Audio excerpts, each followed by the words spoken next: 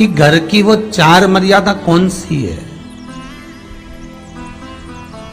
जिस मर्यादा में नारी रहे तो उस घर में संपदा नहीं घटती,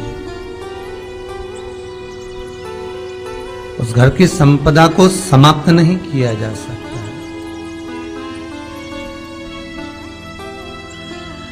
चार मर्यादा माता लक्ष्मी, मां सरस्वती के सामने माता पार्वती जी से पूछ रही, वो मर्यादा है कौन सी जिस मर्यादा के बल पर एक जो घर बसता है, घर जो बसाया जाता है, उस घर में सुख, सौभाग्य, संपदा, सत्ता, वैभव, प्रतिष्ठा, यश, कीर्ति, आरोग्यता, ये सब वहां रहे।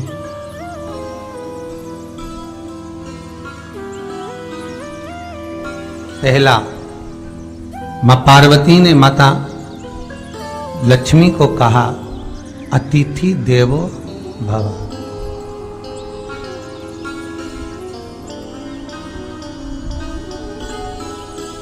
हमारे दरवाजे पर जब कोई अतिथि आए, हमारे दरवाजे पर कोई मेहमान आए, तो हम उसका आदर करें। परिवार के लोग जो आदर कर रहे हैं वो अपनी जगह पर है, भाई आदर कर रहा है वो अपनी जगह पर है, जेठ आदर कर रहा है वो अपनी जगह पर है, देवर मान सम्मान दे रहा है वो अपनी जगह पर है, पर सबसे पहला सम्मान घर की स्त्री को अतिथि का करना चाहिए।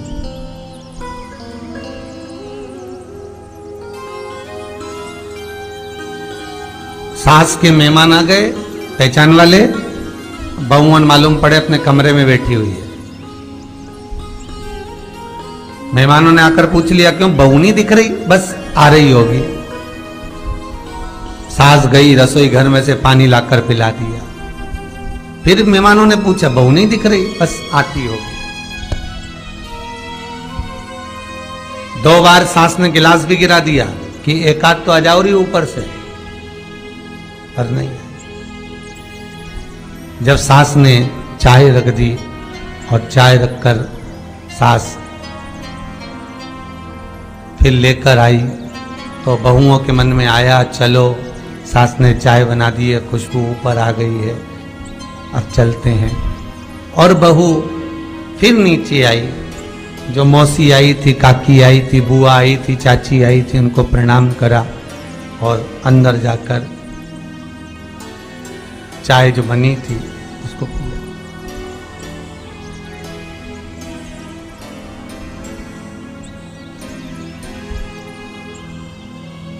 एक गरुड़ पुराण में लिखा है, 94 तरह के नरक में एक नरक है जो दरवाजे पर आए हुए अतिथि का सम्मान नहीं करता, उसको जल नहीं पिलाता, उसका मान सम्मान नहीं देता, उसका आतिथ्य नहीं देता, उसके लिए भी एक नरक रखा गया है।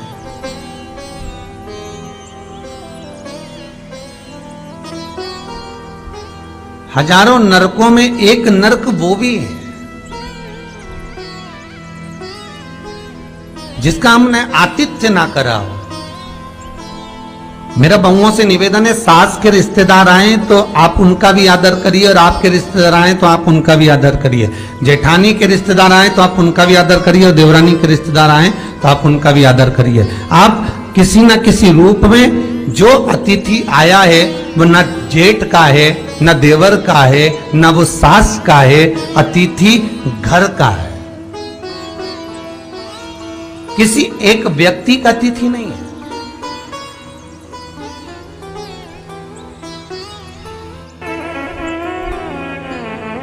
बड़ी बहू सोचे कि मैं घर की बड़ी, बड़े परिवार की, मेरे पास में बहुत धन दौलत, मैं काय को गिनूं किसी मेहमान को। छोटी बहू सोचे मैं काय को गिनूं, मंजली सोचे मैं काय को गिनूं, संजली सोचे मैं काय को गिनूं।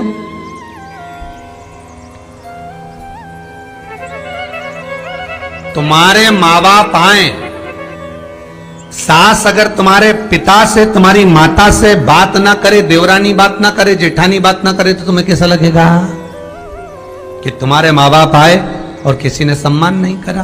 उसी तरह सास के रिश्तेदार आए, तुम सम्मान नहीं करोगी तो उसको कैसा लगेगा। फिर तुम्हारे घर के आए, वो सम्मान ना करे तो तुम्हें कैसा लगेगा। आतिथ्य घर में कोई भी आए वो सबके लिए। दूसरा क्रम बताया, घर के दरवाजे पर जो तुलसी का पौधा होता है, जीवन में सबसे पहले अगर दुख आता है, तकलीफ आती है, कष्ट आता है, बीमारी आती है, रोग आता है, कोई बड़ा घटना घटने वाली होती है, कोई बड़ा कष्ट आने वाला होता है, तो लक्ष्मी जी से माता पार्वती कह रही है, घर में जो तुलसी का पौधा होता है सबसे पहले घात उसी पर होती है। तुलसी का पौधा सूख जाता है, समाप्त हो जाता, उसके डालियां मुरझा जाती है, नीचे लटक जाती है, मंजरी झुक जाती है, या तुलसी के कुंडे में जो मिट्टी है उसमें फफूंद पड़ जाती है।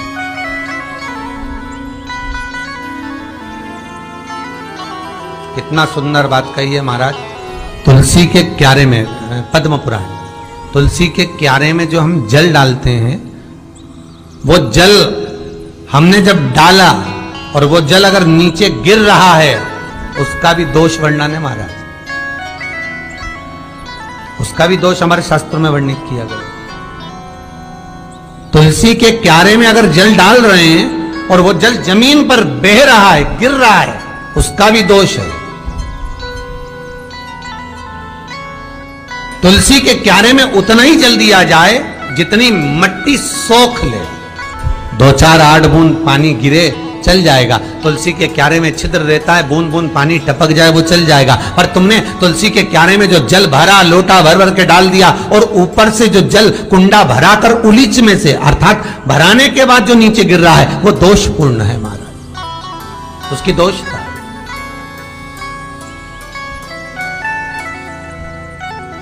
वो दोष देने वाला। तो लक्ष्मी से माता पार्वती जी कह रही हैं कि दूसरा क्रम है घर में वैभव, लक्ष्मी, संपदा, प्रतिष्ठा, यश, आरोग्य को पाने के लिए तुलसी के क्यारे की आराधना, तुलसी के कुंड को नमन करना। तीसरा क्रम कहा, घर में चाहे नल लगा हो, चाहे आरओ का प्लांट लगाओ, पानी का, घर में छोटा छोटा आरओ प्लांट लगा लेते हैं, फिर भी घर के अंदर रसोई घर में एक छोटा सा मटका, मटका नहीं तो हंडा, हंडा नहीं तो बाल्टी, बाल्टी नहीं तो कलसा, पानी का भरा हुआ जो नारी रखती है, दूसरे दिन उस पानी को बाहर ढोल कर फिर वापस धोकर भर लेती है। मटका रोज धुलता है, हंडा रोज धुलता है, प्रतिदिन का। जितना जल उस पात्र में रहता है, भरता है, ऐसे ही घर में संपदा भरती। 3 क्रम भरती। चौथा, नारी के मस्तक पर जो चीर होता है, ये पूर्वज, इसी चीर से कथा प्रारंभ हुई थी और वहीं पर लक्ष्मी पार्वती के संवाद पर चल रही है महाराज। मस्तक पर जो चीर होता है, मस्तक पर जो वस्त्र होता है, वो वस्त्र पूर्वजों का, पितरों का, कुल देवी देवताओं का आशीर्वाद। ईश्वर महादेव, जो व्यक्ति पथभ्रष्ट होता है, जैसे मदिरा के नशे में पड़ गया, कहीं जुए में पड़ गया, कहीं मांसाहार में पड़ गया, कहीं व्यसन में पड़ गया, कहीं गलत काम में अगर कोई जा रहा है, तो श्रम्भेश्वर महादेव के नाम से काली तिल भगवान शिव को समर्पित करी जाती है महाराज। काली तिल को वापस उठा कर ले आते हैं। उसी काली तिल को जो मदिरा का नशा करने वाला होता है या जो गलत व्यसन में डूबा हुआ होता है, उसको वो सुबह के समय अगर नहीं खाता तो भोजन के साथ उसको दिया जाए। शरम्भेश्वर महादेव। एक बेलपत्री का भी बहुत अच्छा प्रयोग है शरम्भेश्वर महादेव का। मदिरा पीने वालों के लिए, मांसाहार व्यसन में, जुए में, वेश्यावृत्ति में, पर नारी में, गलत जगह पर जो डूबे रहते हैं उनके लिए पहले की कथा में उसका वर्णन किया है बेलपत्री। शरम्भेश्वर महादेव। एक बार सब बोलेंगे, कौन से महादेव? शरम्भेश्वर महादेव।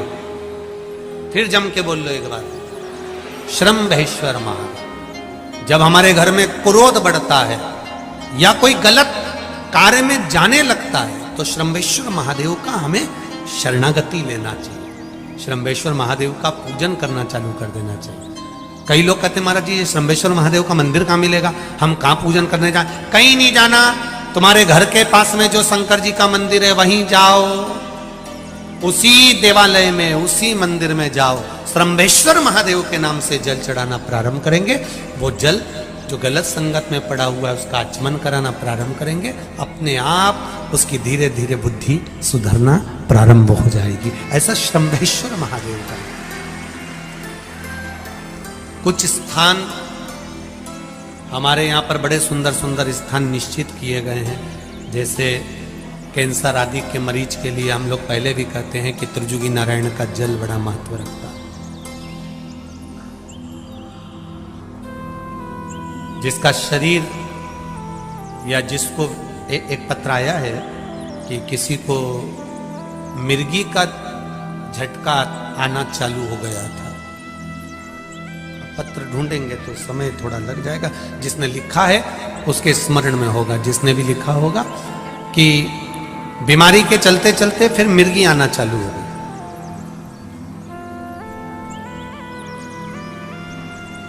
जिसने भी लिखा है वो दोनों हाथ एक बार हिला देना। जिसके लिए भी लिखा होगा वो इतना ध्यान नहीं आ रहा।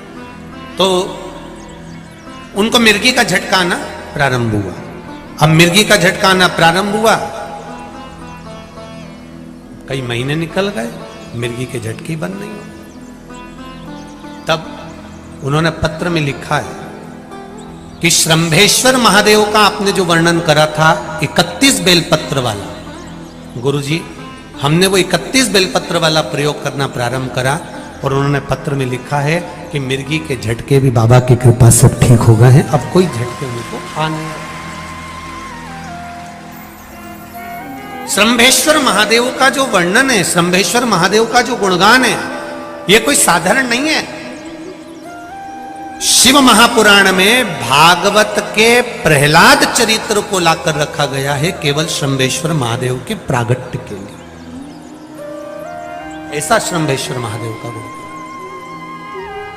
एक बार फिर आप लोग भूल ना जाओ, उसके लिए एक बार फिर से बोल लो, कौन से महादेव? शरम्भेश्वर महादेव। ये शरम्भेश्वर महादेव जैसे कुंदकेश्वर महादेव। कुंदकेश्वर महादेव का क्या काम है? माता पार्वती ने विदल उत्पल को मारने के लिए जो कुंदुक फेंका था, वो कुंदुक भगवान शंकर के पांव में जाकर गिरा था। तो शिव जी का नाम कुंदकेश्वर हो गया था। जब हमारे यहाँ कोई दवाई नहीं लगती शरीर में, कोई कैंसर जैसा रोग हो गया, किडनी लीवर का रोग हो गया या बीपी शुगर का रोग हो गया, शुगर लेवल में नहीं आ रही है, तो आप शंकर जी पे से जो बेलपत्र ला रहे हो कुंदकेश्वर महादेव के नाम से लाओ। दवाई खाओ, डॉक्टर को दिखाओ, सारी जांचें कराओ, डॉक्टर के अनुसार चलो, डॉक्टर जैसा बताए वैसा करो, पर उस दवाई को भी शिव जी से कहकर कि बाबा कुंदकेश्वर महादेव का नाम लेकर उस दवाई को भी हम कुंदकेश्वर महादेव का प्रसाद समझकर पाना प्रारंभ करो। धीरे धीरे आराम लगना प्रारंभ होगा। कुंदकेश्वर महादेव रोग मुक्ति के लिए होते हैं और शरम्भेश्वर महादेव, बोलो बोलो जरा जम के, व्यसन की समाप्ति के लिए होते हैं।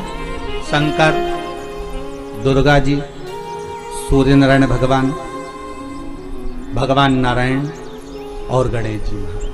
बस ये पंचायत। और परिवार में कौन कौन होते हैं? पार्वती, कार्तिकेय, गणेश, शिव, नंदी, ये परिवार शिव पंचायत में केवल 5। और शायद इसीलिए शिव महापुराण की कथा में जो पंचायत का महत्व कहा गया, उस पंचायत में सूर्य की भागीदारी जो कही गई है कि एक बीता, आपके यहाँ अगर कहीं पर आपने शिवलिंग का दर्शन करा हो, में कहीं चट्टे पड़ गए, कहीं शरीर में दाने पड़ गए, पूरा चेहरा बेकार हो गया, पूरा शरीर बेकार हो गया, तो क्यों कहते हैं कि एक बीता जब पानी बह जाए, उस बहे पानी को हाथ का लेपन कर कर शरीर पर लगा लिया जाता है, शरीर ठीक होने लगता है। सूर्य का भाग वहां से चालू हो गया।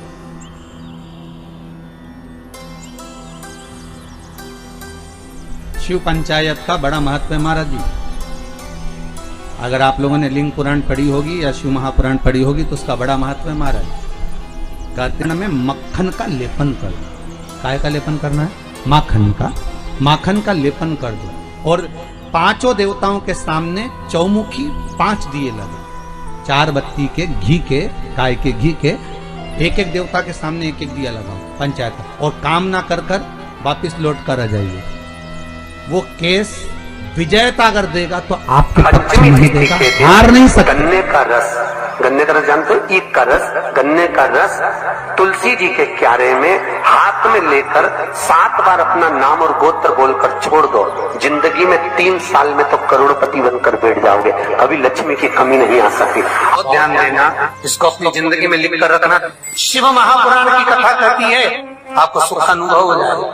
कार्य जिंदगी में कभी संपदा कम नहीं हो सकती, संपदा बढ़ती चली जाती है। संपदा घट नहीं सकती, बढ़ेगी पर घटेगी, कष्ट नहीं आ सकता, रोग बीमारी तकलीफ नहीं आ सकती। आपके लिए तो लाभदायक है, समझ लो ये कथा।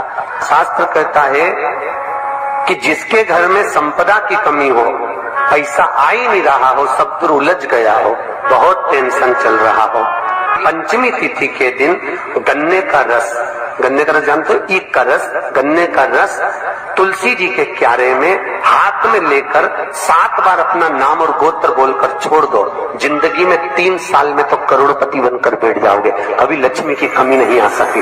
तैयारी में बैठे रहोगे कि फिर पंचमी तिथि आए, फिर मैं गन्ने का रस डाल। अगर रजोधर्म की अगर कोई बीमारी है, उससे जुड़ी हुई कोई बीमारी है, कहीं गांठ पड़ गई है, तो उसके लिए विष्णु महापुराण की कथा कहती है कि जो भी रुद्राक्ष आपके पास में हो, सिद्ध करा हुआ, उस रुद्राक्ष का जो मंत्र 1 मुखी से 14 मुखी तक, रुद्राक्ष आपको देखना पड़ेगा कि आपके हाथ में कौन सा रुद्राक्ष आया, 1 मुखी है, 14 मुखी है, 4 मुखी, 6 मुखी, 5 मुखी, जो भी रुद्राक्ष आपके हाथ में आया, उसका मंत्र पढ़कर उसको पानी में गला दीजिए तांबे के कलश में। सुबेरे सुबेरे उसका पानी पीना, उस मंत्र को पढ़कर चालू कर दो, शरीर में जो गांठ होगी वो धीरे धीरे गलना प्रारंभ हो जाएगी, गांठ गलना प्रारंभ हो जाएगी। और उसका सुख, उसका आनंद, शरीर का एक सुख अपने आप आनंद, आपको हृदय में प्रसन्नता, हृदय चित्त में आनंद की अनुभूति होने लगी, आनंद का भाव प्रकट हो जाए। महाराज पहले भी कहा, फिर कहते हैं, सबसे कठोर लोहा, लोहे से कठोर अग्नि, क्योंकि अग्नि लोहे को गला देती है, और अग्नि से कठोर होता है पानी, जो अग्नि को बुझा देता है, और पानी से कठोर होता है मनुष्य, जो लोटे में भर के डकार जाता है, और मनुष्य से ज्यादा कठोर होती है बीमारी, जो मनुष्य को ही निगल जाती है, और बीमारी से भी ज्यादा कठोर होता है मेरा कालों का काल, महाकाल, जो बीमारी को ही निगल जाता है। अकाल मृत्यु वो मरे जो काम करे चंडाल का, और काल उसका क्या बिगाड़े जो भक्त हो महाकाल का। शंकर की उपासना करी है, शिव का स्मरण करा है, तो जीवन में सुख का भान तो रहेगा, आनंद की अनुभूति तो रहेगी। जिसका शरीर में कहीं चर्म रोग हो गया हो, चमड़ी सफेद पड़ गई हो, तो गाय के बछड़ा जब दूध पिए तो उसके फेन को चम्मच में उठा लो, निकाल लो, और पूर्णिमा की रात्रि को 12 बजे के लगभग में शरीर में उसको लगा लो, जहां दागे, और थोड़ी देर बैठ जाओ चंद्र की रोशनी के, थोड़ी देर बैठ जाओ, उसके बाद में फिर स्नान कर लो। 2 या 4 पूर्णिमा आप करेंगे महाराज, धीरे धीरे वो चमड़ी अपने असली रंग में आना प्रारंभ हो जाएगी, चर्म रोग समाप्त हो जाएगा। एक बात और आपको पहले भी कही थी, फिर कहते हैं, गाय जब अपने बछड़े को दूध पिलाए, उसके मुख पर जो फेन आए, जो बच्चा बुद्धि से विकलांग हो, चित्तवृत्ति से विकलांग हो, जिसका विवेक काम न करता हो, चिड़चिड़ करता हो, रुदन ही रुदन करता हो, या फिर एकदम गुम सा रहता हो, या उसकी इंद्रियां, नेत्र, श्रवण, जिह्वा सही काम ना कर रही हो, तो अमावस्या के दिन दोपहर 12 बजे गाय के बछड़े का जो फेन है, मुख का बछड़ा जब दूध पिए, उसका जो मुख में फेन आता है, वो उस बच्चे को पिला दीजिए। 3 या 4 अमावस्या करिए, धीरे धीरे मेरा बाबा भोलेनाथ उसको ठीक करना प्रारंभ कर देता है। गाय का दूध अमृत है, अमृत, वो साधारण नहीं है हमारा, अमृत तत्व है। जितने आस्था चैनल पर कथा सुन रहे हो, जितने फेसबुक और यूट्यूब पर सुन रहे हो, और जितने इस छत्तीसगढ़ की पावन धरा पर बैठकर सुन रहे हो, बहुत सावधानी से सुनना। एक छोटा सा कपूर का टुकड़ा जब आरती में जलाया जाता है तो ये कपूर क्यों जलाते हैं? इस कपूर का महत्व क्या है? इस कपूर का कारण क्या है? ये कपूर है कौन जिसको हम आरती में जलाएं? क्या जरूरत इस कपूर को आरती में जलाने की? क्या जरूरत इसको यज्ञशाला में जलाने की? क्या जरूरत है इस कपूर को पूजन में जलाने की? स्वयं गुरु बाबा कहते हैं, यदि कोई आरती में, पूजन में, घर में एक कपूर का टुकड़ा आरती के बाद में जब समर्पित करेगा तो उसको अश्वमेध यज्ञ का पुण्य प्राप्त हो जाएगा। अश्वमेध यज्ञ के पुण्य को पाने के लिए कपूर का टुकड़ा आज भी आरती में जलाया जाएगा। एक कपूर का टुकड़ा सुख का, इसीलिए हमारे यहाँ शास्त्र कहता है महाराज, जब आपको घर में अगर ऐसा लगने लगे कि 15 दिन से बहुत बेचैनी है, बहुत दुख तकलीफ लग रही है, कोई ना कोई बीमार पड़ रहा है, कुछ ना कुछ तकलीफें लग रही है, तो एक पीपल का पत्ता ले लो, उसके ऊपर एक कपूर का टुकड़ा ले लो, सारे घर में घुमाकर उसको दरवाजे के बीच मध्य में जलाकर रख दीजिए। थोड़ी सी देर, 20 से 25 मिनट के अंदर मकान में एनर्जी वापस आ जाएगी, उस भवन में एनर्जी वापस प्राप्त हो जाएगी। 20 से 25 मिनट के अंदर एनर्जी वापस। लग रहा है कि यहाँ नेगेटिव है तो उसको पॉजिटिव बनाया जा सकता है। रात को 12 बजे शंकर जी के मंदिर में शिवलिंग पर चढ़ी हुई बेलपत्री को उठाकर शंकर मंदिर का शिखर देखकर चबा चबा कर खा लीजिए। आपके पांव के घुटने बदलने की जरूरत नहीं पड़ेगी, ऑपरेशन की जरूरत नहीं पड़ेगी, ग्रीस वापस बढ़ जाएगा और ये तुम लोग जो कुर्सी पे बैठते हो वापस नीचे बैठना चालू कर दो, जरूरत ही नहीं पड़ेगी। घुटने के दर्द और कमर के दर्द के लिए सबसे अच्छी चीज। बच्चे जो 12th का एग्जाम दे रहे हैं, IIT की तैयारी भी कर रहे हैं, उनसे निवेदन है कि अपने बच्चों के लिए आपको प्रथम कथा में भी वर्णन किया है कि जब बच्चा एग्जाम देने के लिए जाए, एक काली मिर्ची शंकर भगवान के शिवलिंग पर समर्पित करना है, दूसरी काली मिर्ची दरवाजे की चौखट पर रखना है, अपना उल्टा पांव रखकर घर से निकल जाना है। उस बच्चे को उन्नति की ओर बढ़ जाएगा, एग्जाम में पास हो जाएगा, अच्छे नंबर प्राप्त करेगा, उसकी चिंता ना करे, वो जरूर करेगा। और फिर निवेदन करूंगा, हनुमान जी महाराज 6 भाई हैं, आपकी फैक्ट्री हो, दुकान हो, व्यापार हो, व्यवसाय हो,